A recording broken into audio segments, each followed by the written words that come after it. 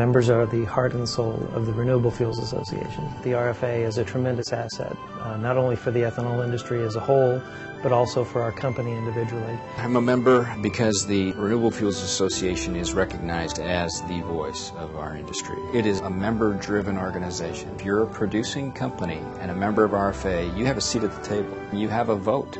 I'm a member because I need to have a good source of current information. I need to have a strong advocate on behalf of the interests of my company.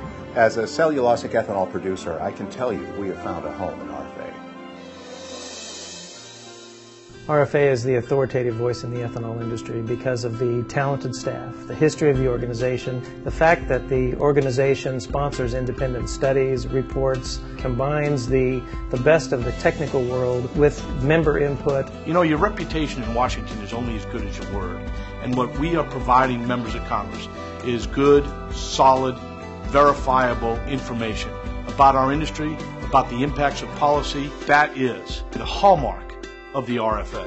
I know the board of directors at my company are very interested in what's going on at the federal level, and they want to make sure their input, the input from the grassroots, from rural America, gets heard.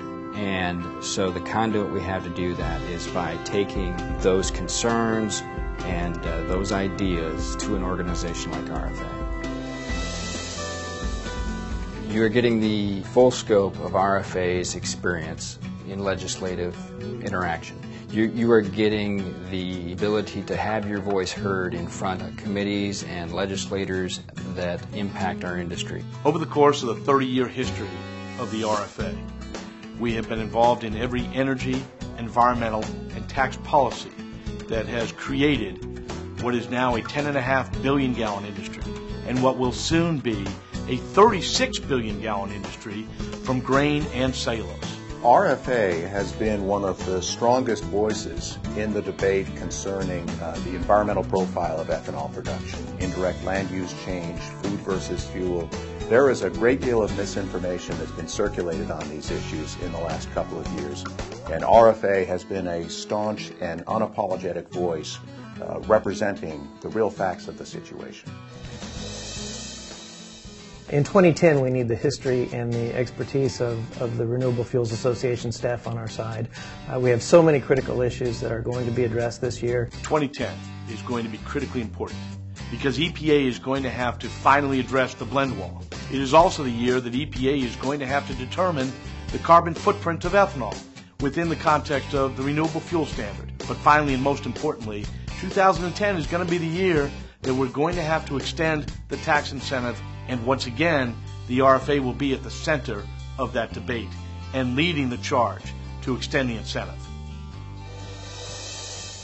We need an organization that has good scientific support, that has good technical foundation, and that has the history of communicating well in Washington and throughout the rest of the country. We are constantly producing white papers, many of which are published in journals, that address complicated issues like indirect land use, or water usage, or energy balance, or carbon accounting. These are the types of issues that public policy makers need to be aware of. Membership in the RFA is a tremendous asset. It also gives each individual member an opportunity to participate, typically through one of many committees. We have technical committees, we have safety committees, we have cellulosic ethanol committees. We have committees that we request participation by each individual producer, and those committees help shape the policies and dynamics of the future of the industry.